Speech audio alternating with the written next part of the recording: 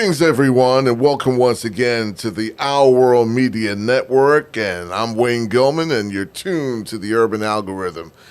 We do the show weekly here for the network, and we've had a little absence the last couple of weeks, but we're back here on August 28, 2021, a very significant day. There's major demonstrations going on around the country for voting rights and things of that nature. The whole world seems to be in an uproar politically this week, and it certainly has done a lot for the news cycle. And it's one of the reasons why I wanted to concentrate on that this particular weekend, because we have like what seems to be an impending war going on in Afghanistan in spite of the government's efforts to remove troops from there. As just mentioned a moment ago, there must be a whole plethora of people in Washington, D.C., demanding improvement on the voting rights effort on the part of the government. Not just Washington, D.C. I believe they're also protesting in Atlanta, Georgia. That wouldn't be surprised if there's something happening here in New York later in the day. There are several different civil rights organizations involved, most notably because I've been getting a ton of robocalls from the Reverend Al Sharpton this past week and the National Action Network. They're deeply involved. But there are other organizations, Black Lives Matter, and a few that don't come to my head at the moment, but they all have a similar cause, and we got to do something to make sure that our rights are preserved as this country goes through another change. It's been 58 years since the first major march back in 1963, in which the late, great Dr. Martin Luther King spoke and addressed the nation about the issue of voting. And we would never think that after all this time that we would be going back to this, what I consider nonsense, for lack of a better word, that we have to do this kind of protest, just to bring it to the attention of the masses again of what we're losing if something isn't done positively for the voting populace. And with this, we're bringing in a favorite guest of ours. I could as well refer to him as a co-host for these political events. We have broadcast executive and political analyst Reggie Thomas with us. Reggie, good afternoon and welcome again to the Urban Algorithm. I'm tongue-tied at this point. I've been saying so much. But, I guess you heard a little bit of the intro just now. This is a significant day in history with regard to demonstrations that have occurred in this country going back to 63 and beyond. I believe there might have been a march, from what I heard this morning on one of the networks, as early as 1941. And I just wanted to get you to chime in your thoughts as to what we're going through, because you live in a state in which this is a critical issue. Not to say that New York isn't, but you're in the lovely state of Florida. Yeah, it's I don't know of any protests going on here, but I saw that Reverend Al was going to be leading protests, I believe, in D.C. And then I saw on the news earlier that there were protests going on in Atlanta as well as in Arizona. Uh, you know, uh, I still am a believer that this can be rectified, and even though it's going to take some time to undo what some of these states have put on the books, is still going to be incumbent upon the Democrats and the members of the House and the Senate, as well as the president, to put voting rights at the top of the heap. Because if they don't, it's going to be a problem come the next election cycle. Well, that's clearly what the Republicans, who are just basically trying to see if they could suppress the vote. Not saying all Republicans are in favor of that, but a good majority of them in the House and the Senate would like to see this take place. We have, and this is one of the reasons why all politics, as far as I'm concerned, is local. Because what they've done, they've been able to address legislatures in as many as 12 to 13 states to introduce these foolish laws that are aimed at suppressing the vote, that you can't vote through mail, that you can't serve water if you're on a line, waiting to vote outside a polling station, things like that. I mean, some of the stuff that is so sophomoric and it just basically lacks civility in terms of what you would expect of most people, but it's all for a reason because they saw what happened in Georgia with the election of the two U.S. senators there, and in other places where the Biden, as far as I'm concerned, it was a landslide victory for him to win the states that he garnered, even though there were 74 million, I believe, that voted for the previous president. It Yeah, certainly had its 74 impact. million versus 74 million versus 81 million. Yeah, That's a huge that's margin. a huge margin. And I guess there are a lot of people who feel that if we start now in 2022, for House seats, and then in 24, if he should reemerge, I don't see him coming back as a candidate, but there are enough people who basically support his agenda that would run for the presidency. And right now, Biden is taking a beating because of the withdrawal of troops in Afghanistan. But that's a whole other story we'll get into later on. But the whole issue about voting is so important. Oh, absolutely. And the thing is that you've got people like Ron DeSantis and Brian Kemp and the The clown governor in of Texas. Texas, yeah, I can't think of his name off Uh, the top of my head right now. yeah, just all of a sudden, Greg Abbott. Right. Greg Abbott. Yeah, they've all got game. But you see, here's one of the things where could be the saving grace. You got cities like Atlanta and surrounding areas, Houston, Dallas, Orlando, Miami, Tampa, which are all big cities that the game is changing there. Florida is typically considered a red state, but that's changing. Mm-hmm. That's changing. There's a lot of talk that this can flip back to being a blue state. Charlie Crist, who ran as a Republican the last time, Republican governor, and won, served as a Republican governor in Florida, is now running as a Democrat Right. against DeSantis. You got Nikki Fried, who is the head of agriculture in the state of Florida, a Democrat that is running for governor. Mm-hmm. You've got Val Deming, Right. who is Congresswoman Val Deming, who's running against Marco Rubio for his seat. Mm-hmm. And there's a lot of people who believe that Florida could change. And DeSantis has made an idiot of himself. He decided he was going to go up against his whole. He's an autocratic governor.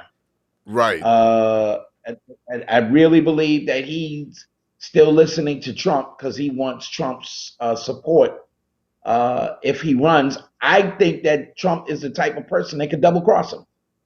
When Well, DeSantis runs again, Trump could say, "Nah, I don't want you to be, the nominee for president," and turn his back on him.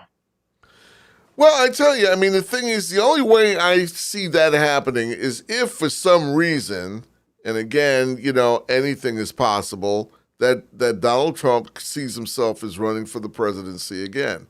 Now, with all the court cases that he has to be concerned with, particularly here in New York, I don't see where that could be. But then again, he's a funny guy. He's got that mafia mentality: no permanent enemies, no permanent friends. And you see how he is even people that he was very close to. He could just drop his support for them in a nanosecond. It would mean nothing to him. You know. Well, you look So at how people that were very close to him, like Rudy Giuliani, and then Giuliani runs into some trouble, and Trump has no, it's just completely distant. exactly. This guy, Matt Gaetz, who Yeah. was out there just constantly being, the cheerleader for Trump, and Yeah. then he ran into some trouble in it. And as quiet as it's kept, the information below the surface says that Gates went to Trump to try to get a pardon because he knew all of this stuff was coming up, Right. and Right. Trump ignored him. Trump has this tendency of turning his back on people who have given him support. Now, there was another person who was running for governor against DeSantis, who was more of the had the leading edge. And when Trump came to town and stumped for DeSantis, the other guy's support evaporated. That's the only reason why DeSantis is the governor of Florida, is because Trump came into town and really stumped for him and said, And "This is my guy." yeah. Other Yeah. than that, he would not have won. And I tell you, DeSantis continues to carry water for him, and it baffles me. I mean, a lot of the campaign stops that Trump has been known to do, even now. I'm saying campaigning, but basically these are Republican events, conservative events, and he's raising money for himself. It's not so much that he's raising money for the party with the eye towards looking for another political run. I think he knows within himself that he cannot ever muster enough support and strength to get back in the office again because of the myriad of problems, legal problems that he's facing. But, as long as he could Well, that's use true, but that. Go ahead. I'm sorry. no, no, no. Go ahead, go ahead. No. The only thing I had to I was add to that supporting is you on that. that thought. No, I agree. I mean, the thing is, it's just he's just using this as a money making opportunity wherever he makes appearances, and he's saying things that basically embraces and endorses the divisiveness that he won by in 2016. The whole issue about the insurrection that occurred in Washington D.C. on January 6th. He still points to that. The fact that a black man, it's just come out the other day, although it's been out for some time in the conservative media, that a black Washington police officer was the one responsible for the shooting death of one of the demonstrators. I shouldn't say demonstrators. These were anarchists. These were people, insurrectionists looking to take over the Capitol that day, and that was it, under the instructions of Donald Trump at the time. So as far as I'm concerned, there's a method to his madness, and you don't have to be a rocket ship scientist not to figure out what's going on there. And it's unfortunate, but it's got to come to an end. It's, it's something really important to point out on this incident with the gentleman, Lieutenant Byrd, who was identified as the Capitol Police officer who shot Ashley Babbitt. Mm-hmm. They were busy trying to break into that hall, and he had his gun out. And the moment, and the big deal that Tucker Carlson and Donald Trump are making waves about is that she wasn't armed. She should not have been trying to breach that area. And if you notice that the only area in the Capitol that wasn't breached was that area, because the moment he made that shot, no one else followed her. Exactly. No one else followed her. Right. And he made it clear, because it's all the members of the House were just feet away. Mm-hmm. They were Mm-hmm. just feet away. Had he gone through, and here he had a gun, and I'm sitting here watching this unfold, and I couldn't understand why none of them used it. None of them used their guns. And they're going to find out that there were people who were part of this. Listen, Benny Thompson has, who's the head of the committee, Committee to the January investigate 6th committee, right. to investigate this. They are pulling the phone records of all these members of Congress and the Senate. That's the game changer there.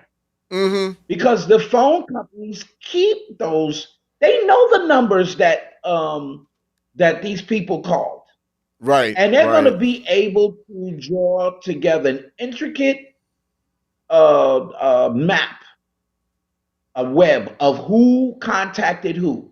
They already know that people like Marjorie Taylor Green. Greene Yeah. and Lauren Boebert were guiding people through the Capitol in the hours before January 6th, taking people on tours and showing them, Nancy Pelosi and James Clyburn and what's your senator's name up in New York? Oh, Chuck Schumer. Uh, Schumer, Right. Amy Schumer's cousin. That's how I always remember. Those guys' offices are very well hidden. They're not out in the open.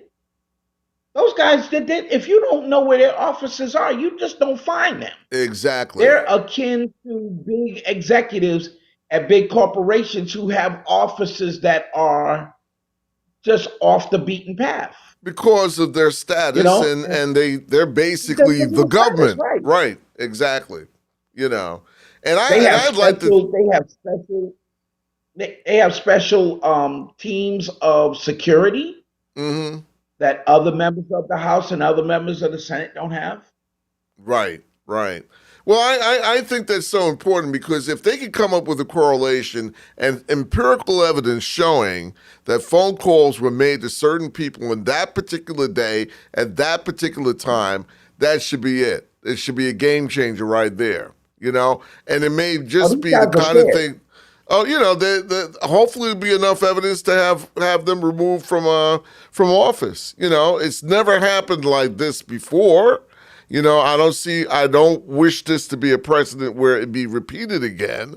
You know, these are the things that I look at. You know, I just think it's so important that we have this stuff exposed, and if we could carry the investigation and the hearings on this going on live every day, I think it would be worth it because the country needs to see, you know, the level of insanity on the part of these people who came in and followed the president. It's no different than the insanity that we see with regard to this whole issue with COVID and taking some deworming medication to get rid of the virus. You know, I mean, I I had to stop and check myself to see whether or not if I was watching and listening to what I heard was actually true.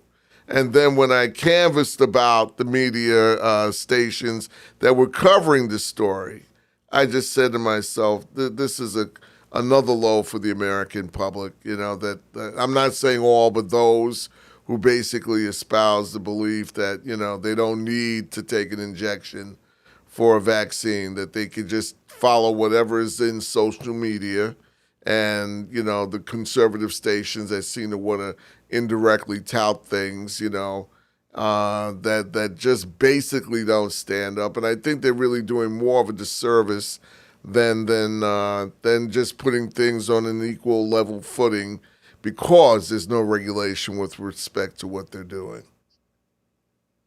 Well, they were saying that these stores like the ranch and farm supply store routinely carry this vector, vec, iver, iv, I know what. ivermectin, Yeah. Ivermectin, Hmm. and those stores are clean out now. It's amazing. Uh, they're clean out because the folks are taking it. Then you got Ron DeSantis who set up these Regeneron treatment centers. One of his big supporters is the CEO and a big investor in Regeneron.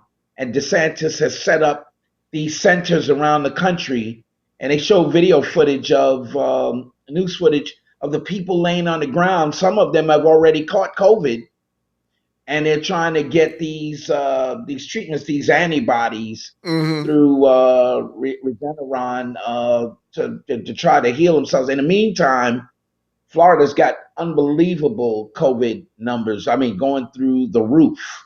Uh, Highest number of deaths ever, even against last year's numbers when Yeah, we were in the throes of the right. pandemic.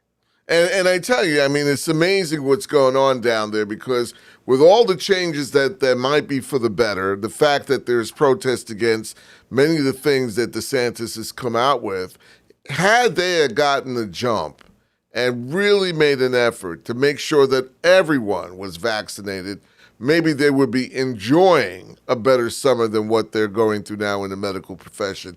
I'm not because I'm a proud New Yorker, but I was surprised to hear the other day that our numbers are actually declining. And since the advent of the Delta virus coming into the New York area, that it's almost at a point where it's not at a point where the hospitals are full. That the numbers are actually dropping now because there's been a concentrated effort to target certain communities and make sure that people were receiving the proper vaccinations so they wouldn't come in contact, or if they came in contact with the virus, at least it would not be as lethal as in other parts of the country.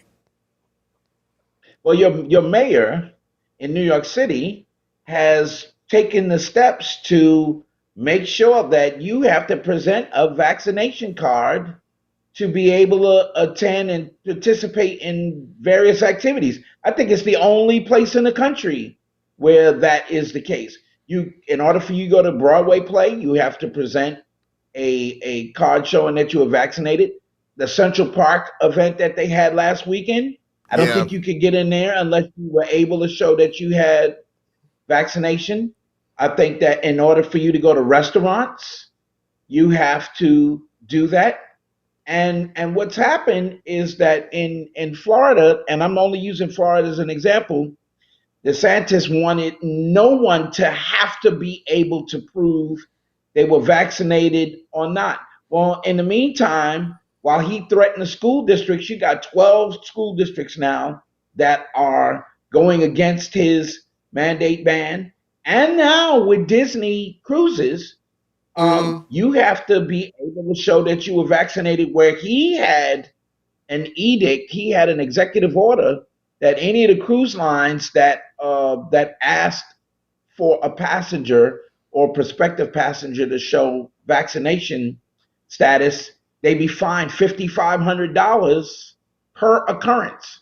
Well, the courts went against that and said that he can't do that. So he's losing on that, and because he's losing ground, I get a really big feeling he's going to be in trouble politically over the long haul because it's showing that he doesn't really have the juice like he thought he had. Right, right. And for him to suddenly change his stripes now in midstream would make him look even more, incompetent in We terms of his political status we is concerned. Yeah, yeah, very weak. we and that's the other thing that Donald Trump, who right now is the leader of the Trump, I don't call it the Republican Party because a lot of Republicans are really embarrassed Oh yeah. by what's going on, but the Trump Party leader, Donald Trump, uh, gets very, very annoyed with people who exhibit a weak disposition. Mm-hmm. I agree, and I tell you, I mean, even some of his campaign stops. Um, excuse me, all of a sudden I have a tickle in my throat here. We're live, of course, so there's nothing I can do about that. But the deal is that at the end of the day, he is getting some blowback in some of his campaign appearances, and I'm saying they're campaign appearances, but his public appearances really, in which he is, now suddenly touting the vaccine as being something very effective. And, he's still up in the air as far as wearing a mask is concerned. But finally, he realizes that if he doesn't do something to make sure these people are not getting the proper inoculation, thank you, I've gotten some water here from our executive producer, Joey Swift. I appreciate it. But the deal is that something's got to be done because it's not working. It's not working in either party's favor just to have this problem. And there's some Democrats who they're proud, but I was like surprised to hear the other day that someone who's now, and I pray that she gets better. Jesse Jackson's wife is in intensive care as a result of not having received a vaccination. Reverend Jackson, he has gotten one. I think he's doing a little better, but they were both in the ICU unit in a Chicago hospital as a result. And there's still people in our community who are not heeding the advice of medical professionals, that they feel that there's some sort of. I was surprised, and if I'm not mistaken, if it wasn't you, someone else I was talking to recently about how some members in the church, in the black church, have been, discussing that this is not something that they should be doing in terms of, effectively treating themselves against the virus. Have you heard that?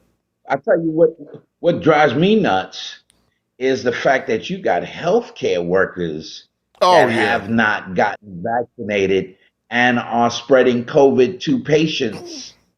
And what's even worse is that they are creating the breakthrough cases.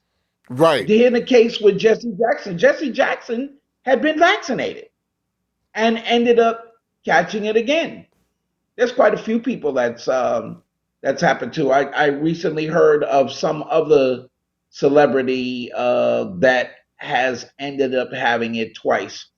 But people, I listened to these people at the school board meetings arguing, and they showed on national news one lady talking about it was a white lady talking about science is not an exact science and it's there to be argued. It's only there to be argued amongst other scientists, not against lay people. right, Lay exactly. people don't sit down and argue the science. Only people who are scientists do that. And the thing that drives me nuts about this, my body, my choice. In order for you to have been able to go to a public school anywhere in America, you had to have a vaccination card. And there are certain vaccinations you had to have in order for you to get to school. If your parents didn't do that, your parents were subject to jail. And the reason is because school is compulsory in the Exactly. United States. And as you So mentioned, all of this foolishness. I'm sorry. I was just going to chime in and say that I agree with you. And I remember I did a short teaching stint at a charter school about 10 years ago when I got out of the business. And I was amazed, how they really put like the fear of God in you if you don't take a flu shot, and what the consequences would be if you wouldn't take a flu shot. So if that's what's expected in a educational arena and an environment like that, if I'm going to a hospital to get care, I would think at the very least the person who's looking over my health care would have the same, be subject to the same rigorous standards that would be, given to a teacher or an educator or somebody running a school system, because I see the importance of both, you know? I I entered into the military in December 1980. In early January 1981, they told me I had to take a flu shot. I had never taken a flu shot in my life. And I said, well, I don't want to take a flu shot. And they said, you have to take a flu shot. That Exactly. is a direct order. And one of the things that people don't realize is that when you're a member of the military, you are essentially uh, property of the United States armed forces. And so President Biden has mandated that I think it's either by September or October, all members of the military must be vaccinated. Now, from what I understand, about 80 or 90%, I want to say 93% are already vaccinated. There's still like less than 10% that is not, but they must get vaccinated. And then he set a mandate that if you work in a federally funded nursing home, all nursing home employees must be vaccinated. So the thing is that it should be the case for anybody that works in any medical facility, whether it's a dentist, a doctor's office, a podiatrist, anything where you're touching people. They were talking about New York City cops, how the huge number of New York City police officers won't get vaccinated. And a lot of them don't even want to wear a mask. You know, I hate to say it, but it's just one of those things. With people. Yeah, and they're dealing with the public every day. Reggie, we're going to take a little break here, 30 minutes. All right, I hear you. 30 minutes past the hour here at the Our World Media Network. This is the Urban Algorithm. I'm Wayne Gilman. We'll be back with more of our program right after this. Stay tuned. You get off the plane and you're like, wow, I'm alive. You have to breathe because it's breathtaking. Is the center of the world. Brooklyn, Manhattan, Staten Island, Queens. They have the Rockaways, the beach, the Flushing Meadow Park. Small places that you never think exist. From there, we'll go up to the Bronx. Nature. Brooklyn. Got Coney Island. You get to happen upon things. Yes. Manhattan never gets outclassed. Chelsea, Soho. Hay cosas ya de lujo. Es un área bien fancy, ¿me entiendes? Go to the Empire State Building, go to the top of Rockefeller Center. Staten Island. Staten Island, there's something for everybody. New York City is an awesome place to come with family. You got things for kids, you got things for adults. Even like museums have amazing story times. That's the beauty of this organic city. It creates new flavors of what once was coming from another country. All of it. Everyone's welcome. The biggest rainbow in the world. Ελάτε στη Νέα Υόρκη.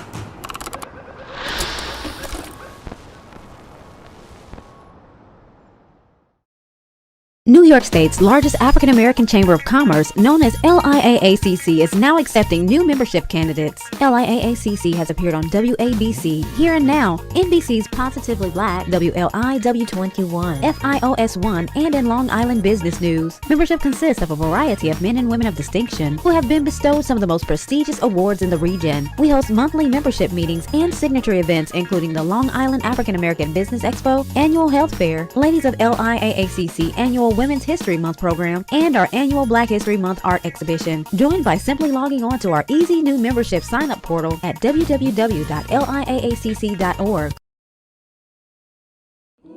There is the therapeutic aspect of music, just expressing how you feel.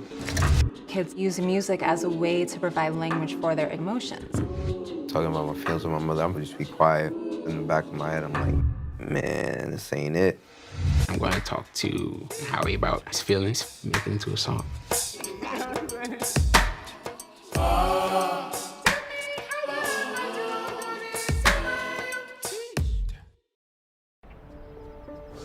I immigrated to America when I was 20 from a country called Uruguay.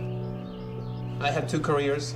I'm in the Army Reserves, and I have a civilian career as an engineer. And I have two wonderful children. Every day is a challenge to make sure that the time that I have, I spend with them. It doesn't matter how tired you are, you have to be there. You have to be present for them. You have to try to teach them. When they learn something new and it just clicks in their brain, I just realized I could do this. And you can just see in their faces. It's such an incredible moment. It's those moments that are my favorite.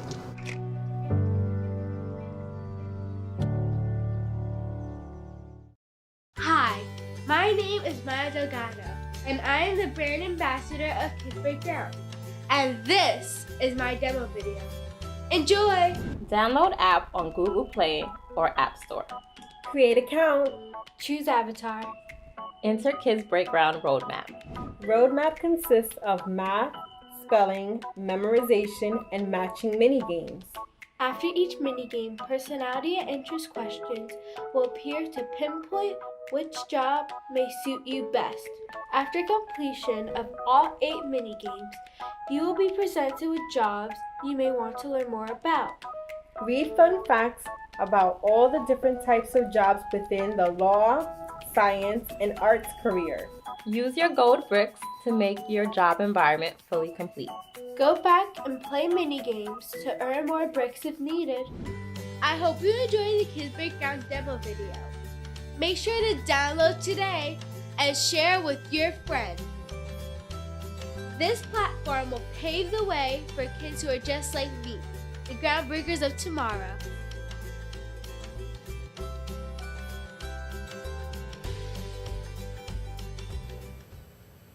Okay, we're back. 20 minutes past the hour of 2 o'clock here in New York. This is the Urban Algorithm. I'm your host, Wayne Gilman, joined in studio, well, not in studio, but from his remote studio in the opulent state of Florida. in the, I don't want to give the exact location, but he lives comparable to the White House. Reggie Thomas is with us, and we are discussing all the news cycle stories of the past month and beyond, because the summer is almost over at this point. It's the 28th, as we mentioned at the very top of the show.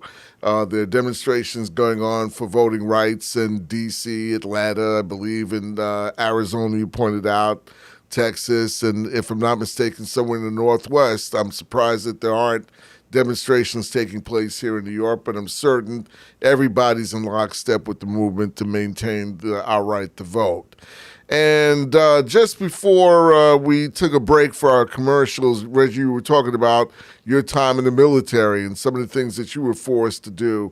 And speaking of the military, I know we're going to just do a seismic shift in terms of the conversation, but the bombing in Kabul the other day, that got to me. I mean, it was bad enough to see what Afghan people had to go through, you know, at the beginning of the effort to withdraw the American troops. I'm old enough to say that I remember when troops were leaving Vietnam and how problematic that was to see them in helicopters trying to get out of an area that was just an impossible war. And you could see there's a correlation with our evacuation of our troops there, no matter how mighty the American military is. You know, this has not been handled properly, and I'm a devout Democrat. I'm loyal to Biden, but this one he messed up. Your thoughts? You were in the military. Well, you know, not only was I in the military, but I also, outside of the military, lived in a foreign country. You know, I lived in Russia. Right, you lived in Russia, yeah. And so I thought about, I saw these programs on the news where people were talking about how devastated they were, that it looked as though the American government were not honoring their oath, if you will, or the promise to protect these people after they had helped with trying to keep things safe over there as interpreters. The fact that they have documents that help them get past the guards so that they could get into the airport means something. I thought about my relationship with my Russian counterparts, some of the people that worked for me, because I was the vice president of a company there called Metro Media, which used to own Channel 5 in New York. Yeah, well, I worked for them. Right. The thing is that, you know, I had great feelings for my Russian compatriots there, in terms of the fact that we worked together. You know, they answered to me in many cases. We also had partners, and I would never do anything to usurp their trust. And that's the same thing these people are feeling with the Afghans. the Afghanistan people. I think things could have been done better. I'm not in the military, so anymore. So I have the freedom to say a little bit. I would not have done it this way, and I understand that there are members of the military hierarchy that said that they didn't suggest this, that there should have been a different process. There was someone on one of the talk shows yesterday who said that it was one of the congressmen who went over, unauthorized, and Nancy Pelosi, put the brakes on and asked people not to go over. He said, we've known for months that we were going to be exiting. How come we didn't start this process of extricating the people out sooner? What was all of this? This thing where first thing is too much red tape to deal with the federal government on a lot of issues. I found that out dealing with the FCC when I was purchasing a radio station, and just dealing with the FCC on a regular basis was just absolutely abhorrent. And so I can only imagine what these people have to deal with in terms of getting approval to leave the country and come to the U.S. They're going to places like Doha, Qatar. They said the sanitation there, since the Afghan people have been relocated there, is unbelievable. Well, it'll be coming to a place near you. I mean, at this point, and I don't mean to cut you off, but I think the thing that really gets to me, I wonder, and I know there's already conservative blowback about the fact that a lot of these Afghan nationals will be entering the States and living here. Now, there's enough space in the United States for a lot of folk. I always make this argument about when they make an issue about Mexicans crossing the border. There are places that we have in this country that are uninhabited. So, I mean, the deal is, I understand why there may be some concerns, but I think this is a civil rights issue when it comes to dealing with people who have to come here. They're fleeing a barbaric a culture that is alien to anything that we have ever known. And in the last 20 years, they've gotten, a lot of the Afghans have gotten a taste of what the Western life is like because of the American military involvement there. I had a little sister that was there, stationed there for a little while. And, it's just amazing that because of, our fatigue in caring and propping this country up, and we cannot be the world police, so I agree with all efforts to remove, but again, it's the process in which they remove these people, and it seems to be there's no direction, at least that I know of, at least from what I'm reading and seeing, that there's no direction with what happens after they arrive. And so therefore, yes, we welcome everybody with open arms as the Statue of Liberty and all that stuff that we learned in school as children in terms of what this country's all about. But are we truly a democracy?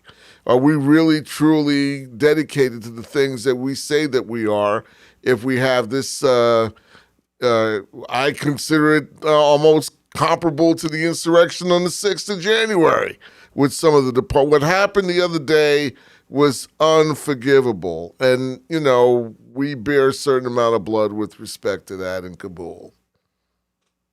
Well, Governor Larry Hogan of Maryland went on TV and said, we are opening the doors wide for any of the Afghan people that need to come to the United States. Send them to Maryland. We're welcoming you to come into Maryland. So obviously he's got welcoming arms. See, one of the things that we always have to remember is that when you ever hear people talk about take back America, we got to take back. This wasn't your America. Thank you. Okay, let's get that straight. Okay, the people who think that this country belongs to them, They were the thieves that took it from somebody else. Let's never, ever, ever forget that. Mm-hmm. Okay? This land and this country did not belong to white America. White America was looking for a way out of whatever problems that they were having in Europe, and they came here and took somebody else's land. So let's just keep that on the up and up. And then the other deal is that people like you and me and our ancestors, we were the ones who built this country. I was watching Skip Gates on Many Rivers to Cross on PBS, and he was looking at the Capitol and was talking about how black people built the Capitol building. Exactly. That the statue that's on the statue that's at the top of the Capitol on the rotunda was cast by an African American. We have to make sure that we understand this country doesn't belong to anybody but all of us together. Exactly. But it originally belonged to the native indigenous people, the Native Americans who lived here. And the thing is that I get so annoyed when I hear that. Let me say this to you. Is it ironic that 2 African Americans are the people who kept the members of the House and the Senate safe? The gentleman who led the insurrectionists up the stairs and away from the chambers where they were hiding. Mm-hmm. And then this gentleman here, Byrd, yeah, who fired his fired his weapon and unfortunately killed the former Air Force veteran Ashley Babbitt, but nobody else came through that door. Right. No one else came through that door, and that is so ironic. Is so it speaks volumes where you have 2 African Americans who were in law enforcement who used the power of their judgment to save those who were being targeted. Right. And not only that, but the very people that were part of that insurrection were also hurling all sorts of racial epithets at both of them during during the course, because they were like astounded that here it is, they have this job to protect and serve, and they're still going through that nonsense because of the color of their skin. It's just so unfortunate. It really I find it, so despicable, for lack of a better word. I don't want to get very graphic here, on YouTube, but it just bothers me that in this day and age that we're still going through this kind of nonsense, and people. I know that the American electorate is not the brightest bulb on the lamp to a certain extent, but there's enough common sense out there for people to understand that what they were doing was their job. He did not willfully shoot that woman to score a point.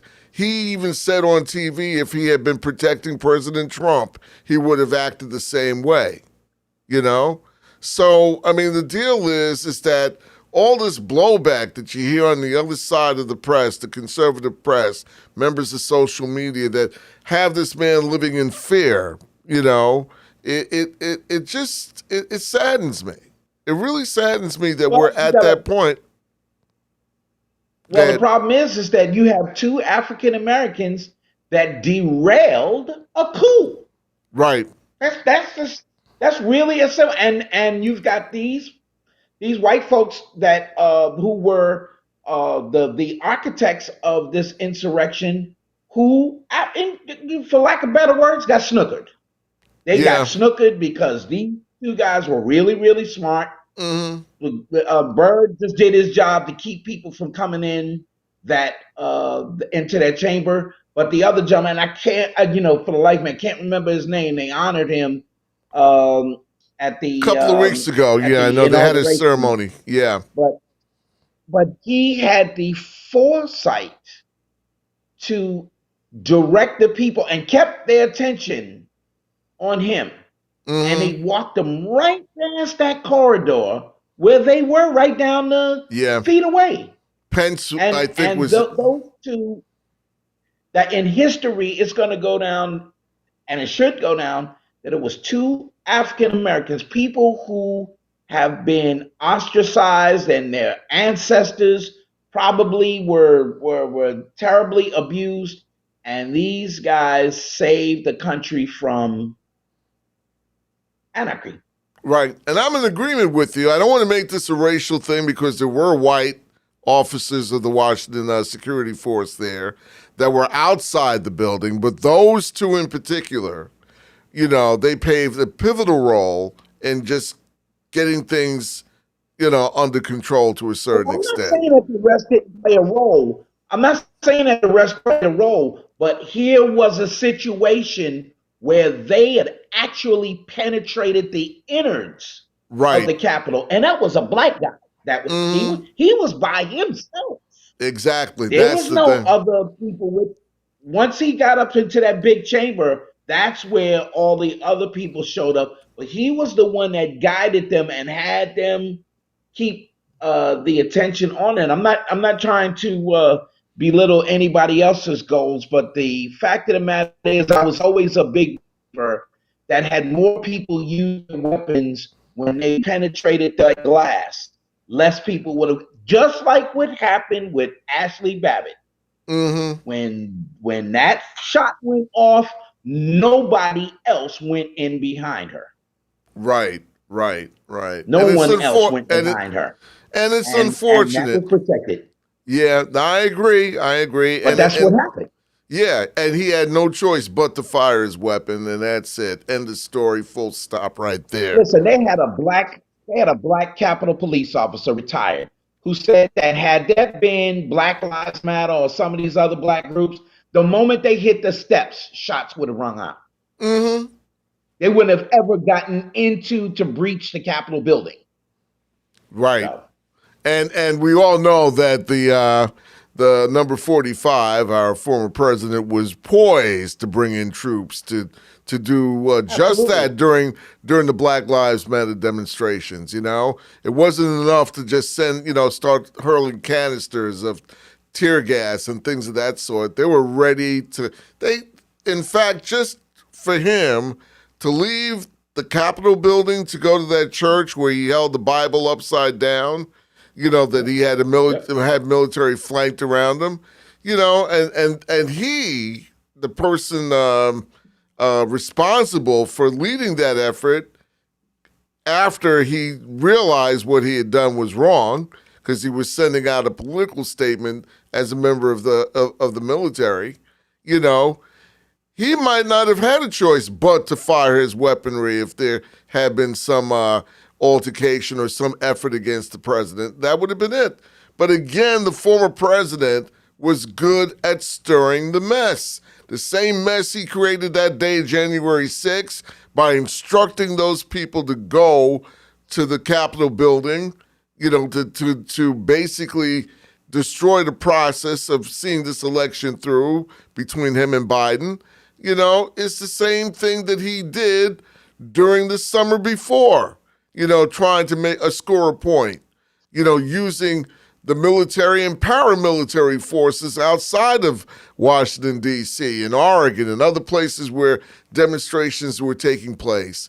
You know, it's just crazy. And we need not have that kind of nonsense going on again in this country. You know, I mean, I say this all the time. I would like to see him silenced, and I'm not calling for his death or somebody trying to snuff his life out. He just needs to be silenced, period. You know, he's the source of a lot of the anarchy and the chaos that's been going on here. And unfortunately, some members of the other media, you know, whether they are allowed to, you know, because I don't even consider that a question of freedom of speech, man. You're causing problems to turn this country upside down, in my opinion, and that's it. I have a right to that. You know what I have a big issue with? The fact that the FCC and our federal government allows an individual like Rupert Murdoch, who is not an original, if you would, American citizen, own media that creates division and it creates, just problems in our country. I mean, I hate the fact that an organization like Fox is there to mislead people and to present and tell lies about like things like our vaccination and things like they were the harvesters for the big lie. I have a problem with that. I have a major problem. I know we don't live in a communist country, and freedom of speech, but I mean, I think that there's a limit to certain things, and that's why, and the reason why there's proof that there's a limit, because you have these companies that are bringing organizations like Facebook to the forefront to get them to stop purveying the big lie, and so the fact, why aren't they doing that with Fox? Well, again, it's the FCC, and I've been saying this for years, that the deal is that there's no control anymore. The one thing, when I started out in this business 1,000 years ago, there was news at the top and the bottom of the hour, 5 minutes, that had to be out. Once there was like a relaxation and a deregulation in terms of what you can say and what you can't say, in the effort to preserve big business, because they were the ones that were pushing for that at the time. This is what led to the chaos that we have, but there's got to be a certain measure of constraints. When that will happen, I don't know, because to me, it seems the horse is out the barn. This is not going to get any better until something catastrophic happens. And I would like to think it would change in my lifetime, but I'm certainly not betting the house on that. And I know what you've gone through in your struggles just in trying to get ownership. And it all points back. No control. You have these offices, but there's no control. You just have to be patient, and in many cases you have to have deep pockets to be able to endure red tape in this country. And it's like I can't even imagine what the people in Afghanistan, both Americans and Afghanistan citizens that are trying to get out, because they've already stated that the Taliban have been beheading folks and killing them. You can't believe what they say. They say, we're different people. We're same. Exactly. It's the same people. And they know it. And the federal government knows that they can't trust them, and neither should we. And it's going to be interesting to see how this thing ends, because I would hate to be among the last people there trying to flee the country on the 31st, if it is not extended. But I have a feeling there's going to be like an 11th hour push to make sure that at least there'll be some protection for those Americans that I think there are about 1,000 of them, or a little over 1,000 that will be left behind. Probably more than that. The stories that they're telling you are real numbers. You can't believe that. The fact of the matter is that they're sending out these communiques telling people to stay away from the airport. How are you going to get out of the country if you cannot go to the airport? Right. You can't take Amtrak. I don't know what they were thinking, and unfortunately, yeah, I mean, I know Biden says history will look back at this and understand why he did it, but it's unfortunate that the planning was at this level. Maybe there was no other way without chaos, but I just think there could have been a certain modicum amount of effort just to get things started, or to extend or amend whatever agreement that Trump had with the Taliban, because it still goes back to him. The fact that he hosted these people in this country and came up with that plan. You know? Oh, I still think about the fact that Trump wanted to have the Taliban meet him at Camp David. That still sends me reeling.